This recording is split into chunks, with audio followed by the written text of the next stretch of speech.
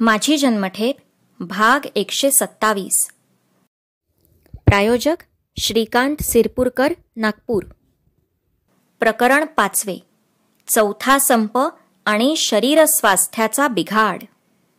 ती दुर्घटना अशी की भानसिंग नावाच्या एका शीख राजबंदीची तंडेल आणि पेटी ऑफिसरशी बोलाचाली होऊन त्यांनी भानसिंगास खोलीत बंद केले आणि बारीस बोलावून आणले. बारीने भानसिंगास खोलीत शिरून शिव्या देताच त्यानेही बारी साहेबास उलट शिव्या दिल्या.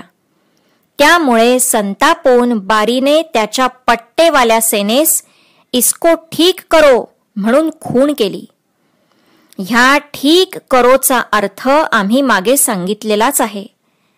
ती खूण होताच 10-5 तंडेल, पेटी ऑफिसर इत्यादी मंडळी दंडे घेऊन खोलीत घुसली आणि त्यांनी भानसिंगास बेदम पिटण्यास आरंभ केला. तो एकटा शक्यतोवर त्यांच्याशी उलट मारहाण करीत राहिला.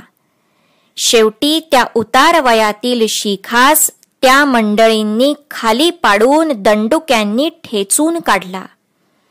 त्याचे ते त्यावेळचे आक्रोशणे सर्व कारागारात ऐकू आले. अरे मारा भाईयो, मेरे को मारा, अशा त्याच्या आरोळ्या ऐकताच त्याच चाळीत खाली बंद असलेल्या 5-6 राजबंदीवानांचा राग अनावर होऊन ते एकदम उसळून बाहेर आले आणि हातात सापडेल ते घेऊन वर चढले. बारी भानसिंगाचे वरच्या मजल्याचे दार लावून उभा होता. राजबंदीवान बारी बाहेर येताच त्यास मारण्यासाठी वर घुसत आहेत हे पाहताच भानसिंगास ठेचणे सोडून तो झटकन त्या वरच्या मजल्यास असलेल्या गुंटीचे दार उघडून त्या जिन्याने बाहेर पडला. भानसिंगाच्या ह्या मारपिटीची ही माहिती तिथे प्रत्यक्ष उपस्थित असलेल्या राजबंदीवानांच्या आणि इतर बहुतेक राजबंदीवानांच्या तोंडून जशी ऐकली तशीच वर्णिली आहे. इतकेच नव्हे तर पुढे आम्ही सांगणारच आहोत त्याप्रमाणे दोघा प्रमुख राजबंद्यांनी ती लेखी कथनात अधिकाऱ्यास अशाच प्रकारे कळविली होती. मारा भाईयो, मेरे को मारा, ह्या आरोळ्या आणि मारहाणीची धांदल शेजारच्या चाळीत ऐकताच आम्हास कळून चुकले की आज कोणास तरी ठीक करण्यात येत आहे. भानसिंगचे नाव ऐकताच फार वाईट वाटले. मारहाणीच्या वेळी बारीची केवळ आज्ञा म्हणून आत घुसलेल्या पण भानसिंगास न मारता इतरांसह नुसते मारण्याचे ढोंग करणाऱ्या एका पेटी ऑफिसरनेही ही माहिती खरी आहे असे सांगितले. ती जेवण्याची वेळ होती. आमच्या चाळीतील दोघा प्रमुख राजबंदीवानांसह आम्ही या आतताईपणाचा तीव्र निषेध करण्याचे नक्की केले आणि चाळीत पत्रे पाठविण्यास सुरुवात झाली. राजबंदीवान ह्या मारहाणीने भिवून न जाता संतापून गेले आणि सार्वजनिक संपाची भाषा सुरू झाली. 1-2 तर अशीही भाषा उच्चारली, पण ही गडबड बारीस कळताच, प्रबळ प्रतिक्रिया पाहताच घाबरण्याच्या त्याच्या स्वभावानुरूप तो दचकला. संध्याकाळी मला भेटायला आला तेव्हा मी त्यास स्पष्ट सांगितले की तुम्ही विचारता म्हणून सांगतो की तुमच्या आतताईपणाचा कळस होत चालला आहे. याचा परिणाम आम्हाला आणि मला तर भोगावा लागेलच, पण परिणामी तुम्हालाही भोगावा लागेल. त्याने सर्व दोष भानसिंगावर टाकून तो मला डसला इत्यादी निमित्ते सांगितली.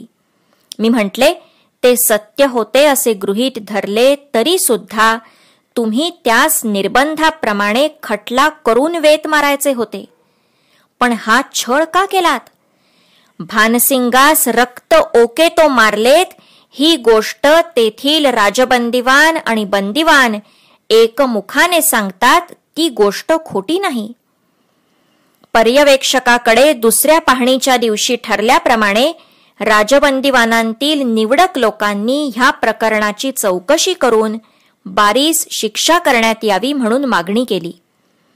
परंतु उलट ज्या राजबंदीवानांनी बारीस घेरण्याचा आणि भानसिंगास सोडविण्याचा प्रयत्न केला होता त्यासच धाकधपटशा देण्यात आला.